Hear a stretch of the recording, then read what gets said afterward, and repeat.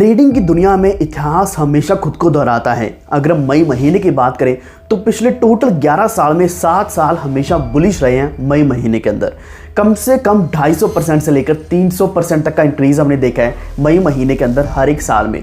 ये सिर्फ 2020 के बाद ही चेंजेस ऐसे आई हैं, मार्केट कंपोजिशन थोड़ी चेंज हुई है, जिसकी वजह से हम मई महीने के अंदर भी थोड़ा बहुत डिक्लाइन देख पा रहे हैं। अगर हम यहाँ इंक्रीजेस की बात करें तो एवरेज 27% रहा है और एवरेज डिक्रीज की बात करें मई महीने के अंदर तो ये 16% रहा है। तो ओवरऑल बहुत ही बैलेंस सिचुएशन रहती है। तो आप खुद जानते हैं कि मई महीना अभी बिल्कुल शुरू ही हुआ है, सिर्फ 2 तारीख हुई है, तो आपने यहाँ हिम्मत नहीं हारनी है। अभी कई दिन बाकी हैं, पूरा महीना बाकी है, आपको एक अच्छा प्रॉफिट बुक करने का मौका भी मिलेगा। लेकिन अगर हम बात करें S&P 500 इंडेक्स की तो वो अभी बहुत ज़्यादा बेरिश चल रहा है, जिसकी वजह से सारी मार्केट्स बेरिश चल रही हैं। और उसका कारण मैं ऑलरेडी आपको कई बार बता चुका हूँ कि ये जो इन्फ्लेशन की वजह से मॉनेटरी पॉलिसी को अभी चेंज किया जाएगा, टाइटनिंग किया जाएगा, उसकी वजह से क्या है कि CPI इंडेक्स को कम करने के लिए, इन्फ्लेशन को कम करने के लिए कुछ बेसिस पॉइंट से बढ़ाया जाएगा और मार्केट्स बहुत ज़्यादा नीचे गिर सकती हैं और ऑलरेडी गिर चुकी हैं। 4-5% का डिक्रीज़ आज भी देखने को मिल रहा है, जो कि हम ग्लोबल इंडेक्स में भी देख पा रहे हैं, नैस्डैक में हम देख पा रहे हैं, यूएसए स्टॉक मार्केट में देख पा रहे हैं, क्रिप्टो मार्केट में देख पा रहे हैं। तो यहाँ से मार्केट थोड़ा बहुत पुश करने की कोशिश कर रही है, ऊपर जाने की कोशिश कर रही है, लेकिन ये हो नहीं पा रहा है। तो ये और ज़्यादा डिस्कस करेंगे, डिटेल में डिस्कस करेंगे। तो नमस्कार दोस्तों, मैं हूं अर्श वारवल, आपका स्वागत करता हूं हमारे वॉफ ट्रेड चैनल में। लेकिन अगर हमारे चैनल पे पहली बार आए तो वॉफ ट्रेड चैनल को सब्सक्राइब करके बेल आइकन दबा लीजिए। बाकी अपडेट्स आपको हमारे टेलीग्राम के ऊपर मिलते रहेंगे, वॉफ ट्रेड ऑफिशियल सर्च कर सकते हैं या फिर आपको लिंक मिल जाएगा डिस्क्रिप्शन में, तो उसके ऊपर भी क्लिक करके ज्वाइन कर सकते हैं। तो ऐसा ज़रूरी नहीं है कि इतिहास हमेशा दोहराता ही है, लेकिन मोस्ट ऑफ द टाइम ये ऐसे होता है, क्योंकि अगर हम 11 साल में से 7 साल देखते हैं तो सिर्फ 4 साल ऐसे हैं जब ये बिटकॉइन बुलिश नहीं रहा, वरना 7 साल हमेशा बुलिश रहे। पिछले साल भी हम मई महीने के अंदर बहुत ज़्यादा बुलिश थे, सभी कॉइन्स ने बहुत ज़बरदस्त प्रॉफिट दिया था। तो बिटकॉइन अभी भी यहाँ चाहे रिस्की एसेट है, लेकिन इसमें गेन्स उतने ही ज़्यादा हमें मिल सकते हैं। तो इसी के साथ मैं कुछ वेज आपके साथ शेयर करूंगा, 4-5 तरीके शेयर करूंगा किस तरीके से आपने इस बेरिश मार्केट को टैकल करना है।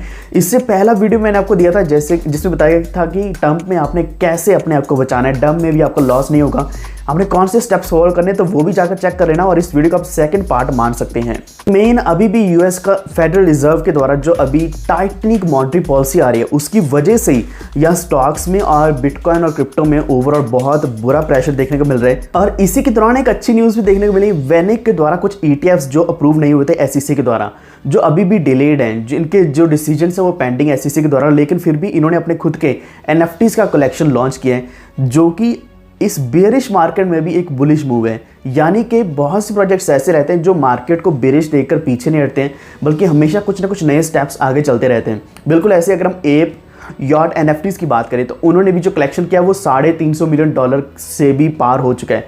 यानी कि इतना बड़ा कलेक्शन उन्होंने इस बेरिश मार्केट में भी इकट्ठा कर लिया, जिसकी वजह से एप कॉइन अभी भी बुलिश है। GMT जो कि स्टेपन का है ना, वो अभी भी बुलिश है। इसी के साथ और भी कुछ वॉक टू अर्न या फिर ऐसे हम बोल सकते हैं जैसे स्टेपन जैसे कॉइन्स हैं, और भी कई सारे कॉइन्स। अगर आपको वो चाहिए तो मैं जल्दी एक वीडियो ज़रूर ही लेकर आऊँगा कि कैसे आप इसमें अर्निंग कर सकते हैं। सिर्फ पैदल चलने से आप अर्निंग कर पाओगे। तो ये एक नया ट्रेंड आ चुका है, बिल्कुल वैसे जैसे हमने पहले प्ले टू अर्न देखा था, NFTs मेटावर्स देखा, मीम कॉइन्स का देखा, डिफाई का देखा, Web3 का देखा, बिल्कुल ऐसी ये वॉक टू अर्न एक नया कंसेप्ट आया है जो आपको एक अच्छी अर्निंग दिला सकता है। यहाँ एक एक्सपेक्टेंसी ये भी है कि जब इन्फ्लेशन बहुत ज़्यादा बढ़ जाती है तो उसको कंट्रोल करते करते क्या है कि यहाँ टाइटनिंग पॉलिसी लाई जाती है, और उसका जो बहुत बुरा इम्पैक्ट पड़ता है वो है कि रिसेशन ही आ जाता है, जो कि 2008 में आया था, यानी कि बिटकॉइन के लॉन्च होने से पहले आया था। रिसेशन के आने की वजह से सभी मार्केट में जितने भी प्रोडक्ट्स हैं, जो भी चीज़ है, उसके प्राइसेस बहुत ज़्यादा नीचे गिर जाते हैं, क्योंकि जो बाइंग पावर है किसी भी कस्टमर के पास, इंडिविजुअल के पास, वो नहीं रह जाती। मैं दोबारा कुछ स्टेप्स आपके साथ शेयर कर देता हूँ कैसे आपने इस बेरिश मार्केट को टैकल करना है। एक तो चीज़ मैंने आपको बताई थी कि हमेशा जब भी आप कॉइन बाय करो उसको साथ के साथ सेल कर दो या फिर स्टॉप लॉस लगा दो, ताकि अगर 10-15% का नीचे प्राइस जाता भी है तब भी आप यहाँ 10-15% के लॉस में रहे, ना कि 50-60-70% के लॉस में जाएं, जिससे क्या कि आपका कुछ ना कुछ या फिएट बुक होता रहेगा। फिएट जितना ज़्यादा रहेगा उससे क्या कि आप डिप में बाइंग कर पाओगे। डिप बाई करना बहुत ज़्यादा ज़रूरी है।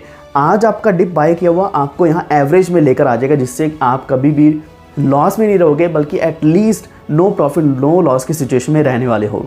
इसी के साथ अगर आपने जो अपना पोर्टफोलियो वो अलग अलग सेक्टर्स में डाइवर्सिफाई तो किया ही होगा, जैसे कि डिफाई में और NFT बेस्ड प्रोजेक्ट्स में आपने डाइवर्सिफाई किया होगा, Web3 में डाइवर्सिफाई किया होगा, मीम कॉइन्स में डाइवर्सिफाई किया होगा, तो ये भी हमें अच्छा प्रॉफिट दिला देते हैं। फॉर एग्जांपल अभी एप कॉइन अभी भी बहुत अच्छा चल रहा है, जो कि हम मेटावर्स या NFT बेस्ड प्रोजेक्ट हम बोल सकते हैं, तो वो अभी भी अच्छा प्रॉफिट दे रहे हैं। बिल्कुल वैसे डाइवर्सिफिकेशन और भी थोड़ा वाइडर करो, यानी कि आप रियल इस्टेट में या फिर कमोडिटीज़ में, फॉरेक्स में और स्टॉक्स में, इनमें भी थोड़ा थोड़ा डाइवर्सिफाई करना शुरू कर दो, क्योंकि कुछ टाइम में ये प्रोजेक्ट्स भी हमें एक अच्छा प्रॉफिट दे सकते हैं।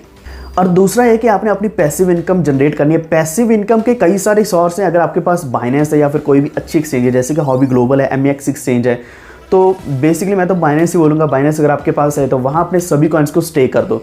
जब भी बुरा मौका आता है स्टे कर दो, स्टे करके कुछ ना कुछ प्रॉफिट आपका निकल करके आ जाएगा, जिससे क्या है कि एटलीस्ट आपके जो कॉइन्स है वो पोर्टफोलियो में नहीं रहेंगे, वो स्टेकिंग में चले जाएंगे और आपको पैसिव इनकम जनरेट करके देंगे। वरना अगर सामने स्पॉट में रहेंगे तो आपको लगेगा कि इसकी वैल्यू बहुत ज़्यादा कम हो चुकी है। तो इससे बेटर है कि आपकी कुछ ना कुछ पैसिव इनकम जनरेट हो जाए, और वही जो कॉइन्स रहेंगे आज उनकी वैल्यू कम है, वो जैसे ही मार्केट थोड़ी रिकवर होगी तो आपकी जो वैल्यू है और भी ज़्यादा बढ़ जाएगी। तो आज के हमारे इस वीडियो में इतना ही, लेकिन आपके हिसाब से कुछ और जानकारी रहती है जो देनी चाहिए, नीचे कमेंट जरूर कर देना। बाकी अपडेट्स मैं टेलीग्राम के ऊपर शेयर कर दूंगा, वॉफिट ऑफिशियल सर्च कर लेना, या फिर आपको लिंक मिल जाएगा डिस्क्रिप्शन में। तो अगर आपको जानकारी अच्छी लगी तो वीडियो को लाइक एंड शेयर कर देना, और हमारे चैनल को भी सब्सक्राइब करके बेल आइकन दबा लीजिए। Stay healthy, stay safe, stay tuned. Thank you.